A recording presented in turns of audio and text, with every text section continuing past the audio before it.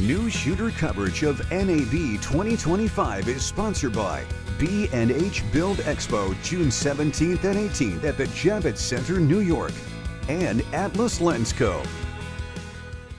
Hi, it's Matt here for Newsshooter.com at NAB 2025. I'm with Ilya from a brand new company called Betty. Now, this is a range of reflectors that's quite different from anything else that's on the market. It is. It is a different style reflector, and it only comes in one particular level of diffusion, and it is the most flattering diffusion for human skin. Okay, and so how did you come up with that one particular characteristic? It's a long story, but I'll try to make it brief. In August of 2020, my wife asked me, "Hey, what is it that makes good lighting?" And I was like, "Come on, hun. I mean, that's so subjective. How can I say what makes good lighting? It could be different." She goes, "No, you don't understand my question. My question is, what is it about the lighting? What is it about the light that actually is good or bad for people?" And I said, "That's a really good question. And actually, I don't know.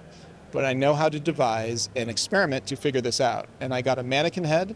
And then over the course of many months, I started collecting or borrowing every different manner of light and diffusion and softbox and modifier I could to see what actually would make the most flattering quality of light. Ultimately, at the end of the day, I took a photo of every single one of those setups, and I, as scientifically as possible, kept the foot candles the same, the distance the same, the angles the same, and then I showed them to gaffers and DPs that I trusted and said, "Hey, please pick your winner."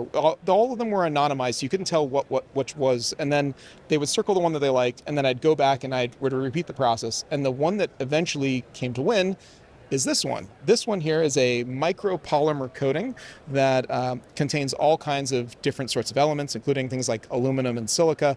And what they do is they make micro specular reflections that distribute light when it comes in. So when you see a mirror, when you see other types of reflectors, it's usually very concentrated. If you've ever been lit by a shiny board or a flex fill or other aluminum reflectors, it can be wincing. It can be like really hard to keep your eyes open.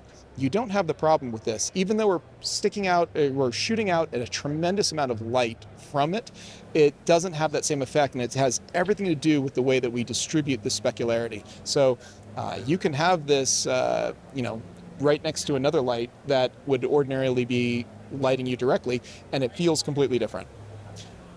And your system's completely different in a way too, that you've got coatings on both sides of these reflectors, and you've also made a scalable system so you can attach multiple versions together. That's true. So even though it's very hard to damage this, and you can touch it with your fingers, and you can even put paper tape on it and pull it off without worry, if you are able to damage it, if you do something really bad to it, you can literally just separate it from the baby pin magnet and flip it over to the other side, and voila, you've got you can keep working. You get a get out of jail free card, basically. The benefit of these too is that you can create and attach these together to create infinitely scalable models. Yes, we can. I have one right here which has two of the smaller sort of A4 sized reflectors together, and this is all magnets, so you can see screws on here, but they're just guides. They're not actually screwed in, but you can shake this really hard and this is not going to fall off, and the pin is embedded in the handles so that it's anti-twist. So if you put this in a stand, it's never going to shift on you. So they're a little bit heavier than other existing options on the market. Is there a particular reason behind that?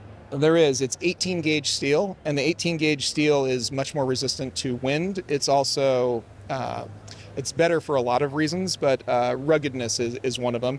It is scalable infinitely. So behind me, we've got a much larger version. We've got a 50 centimeter size panel, and you can see that they are linked together. We've got a small exoskeleton framework on the back, but it can be scaled infinitely. It can go up as tall or as wide as you'd like via speed rail. So we have a speed rail clamp adapter which pops in there, and then you can rock and roll.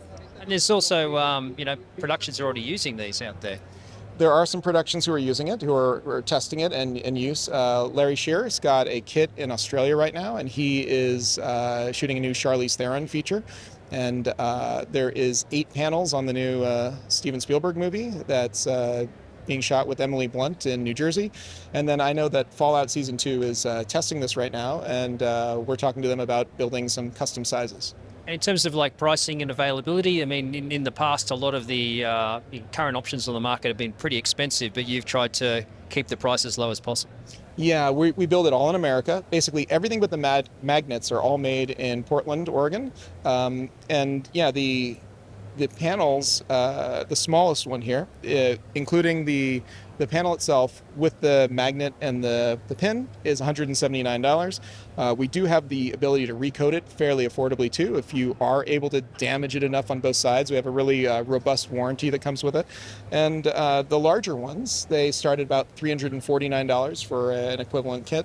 And then the large kit is $24.99, but that includes the case, that includes the foam, that includes 4 panels, and the pivoting adapter, which we have up here.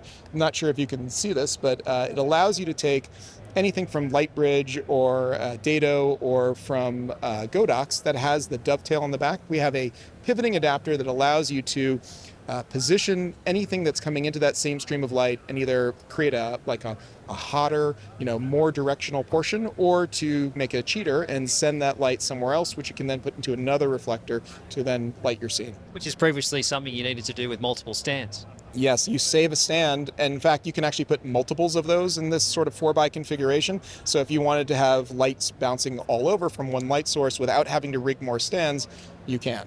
But ultimately, this is a book light replacement. I mean, it's a softbox replacement. If you are trying to make something flattering, like to do an interview, you can do something really simple with something small like this, and you can use it for fill and all kinds of things because it is soft, but it is also rather directional. In the spectrum of lighting reflectors out there, you typically have things like shiny boards or aluminum reflectors, and they are very hard and very directional, or relatively hard and directional. On the other end of the spectrum, you've got white, you've got ultra bounce, you've got magic cloth, you've got beadboard. That is about light coming in and it goes everywhere. It's not very directional. It's incredibly soft. There hasn't really been a reflector that gives you directional and soft until now. So what's coming in here is highly directional, but also incredibly flattering to people.